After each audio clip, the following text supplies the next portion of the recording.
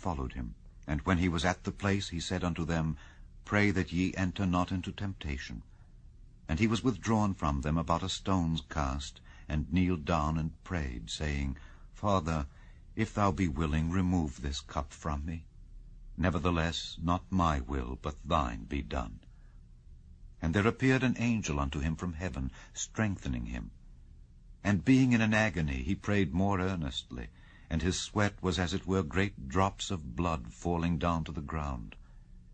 And when he rose up from prayer, and was come to his disciples, he found them sleeping for sorrow, and said unto them, Why sleep ye? Rise and pray, lest ye enter into temptation. And while he yet spake, behold, a multitude, and he that was called Judas, one of the 12, went before them, and drew near unto Jesus to kiss him. But Jesus said unto him, Judas, betrayest thou the Son of Man with a kiss? When they which were about him saw what would follow, they said unto him, Lord, shall we smite with the sword? And one of them smote the servant of the high priest, and cut off his right ear. And Jesus answered and said, Suffer ye thus far.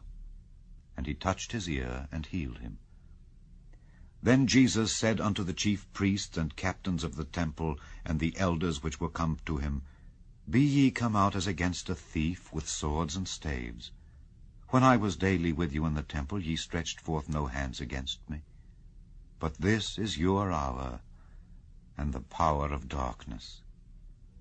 Then took they him and led him, and brought him into the high priest's house, and Peter followed afar off.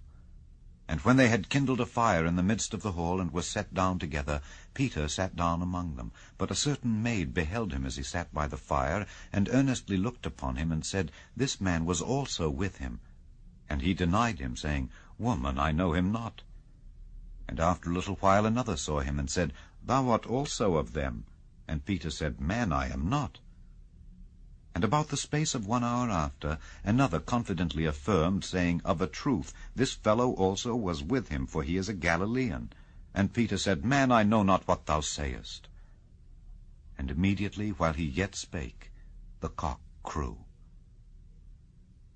And the Lord turned and looked upon Peter. And Peter remembered the word of the Lord, how he had said unto him, Before the cock crow, thou shalt deny me thrice. And Peter went out, and wept bitterly.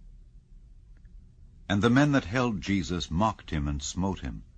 And when they had blindfolded him, they struck him on the face, and asked him, saying, Prophesy, who is it that smote thee? And many other things blasphemously spake they against him.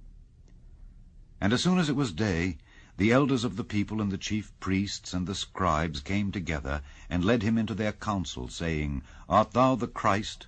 Tell us. And he said unto them, If I tell you, ye will not believe. And if I also ask you, ye will not answer me, nor let me go. Hereafter shall the Son of Man sit on the right hand of the power of God. Then said they all, Art thou then the Son of God? And he said unto them, Ye say that I am. And they said, What need we any further witness? For we ourselves have heard of his own mouth. Chapter 23. And the whole multitude of them arose, and led him unto Pilate. And they began to accuse him, saying, We found this fellow perverting the nation, and forbidding to give tribute to Caesar, saying that he himself is Christ, a king. And Pilate asked him, saying, Art thou the king of the Jews? And he answered him and said, Thou sayest it. Then said Pilate to the chief priests and to the people, I find no fault in this man.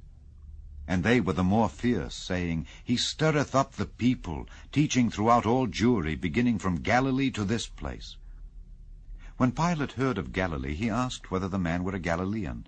And as soon as he knew that he belonged unto Herod's jurisdiction, he sent him to Herod, who himself also was at Jerusalem at that time. And when Herod saw Jesus, he was exceeding glad, for he was desirous to see him of a long season, because he had heard many things of him, and he hoped to have seen some miracle done by him. Then he questioned with him in many words, but he answered him nothing. And the chief priests and scribes stood and vehemently accused him.